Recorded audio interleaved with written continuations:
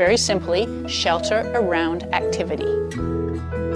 If we look at this lovely house designed by architect Peter Twombly, you can start to see how an alcove off of the main living space gives a sense of privacy, but still connectedness.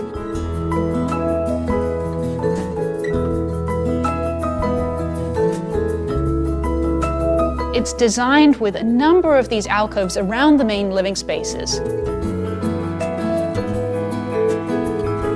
Here we've got an informal eating space that's off the kitchen, and also a beautiful piano alcove.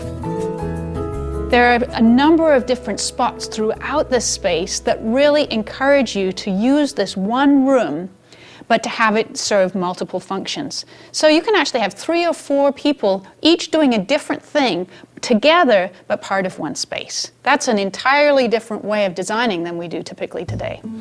In this house, designed by architect Eric Oder, we have the same kind of idea. This is actually an incredibly simple house. It's very rectangular in form, but he's built into the space to create these alcoves.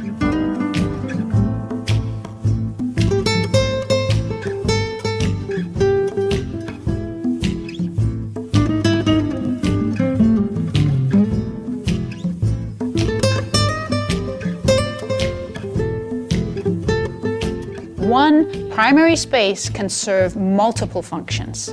It's a very simple idea that makes much, much less space do a lot more work.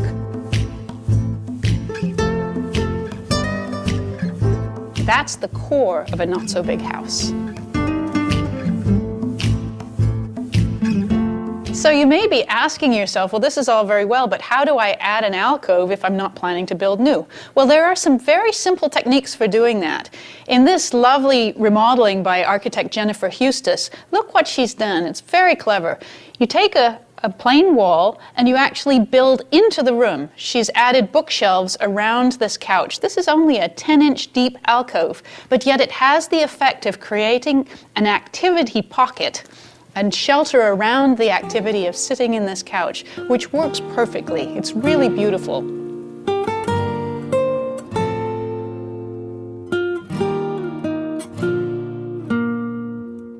In addition to that first key principle of shelter around activity, there's another really important principle that I call doing double duty. Now, when we think about a not-so-big house, one of the core ideas is that each space do more than one thing. This is how you actually save space, because if something is doing more than one function, you don't need all those extra rooms.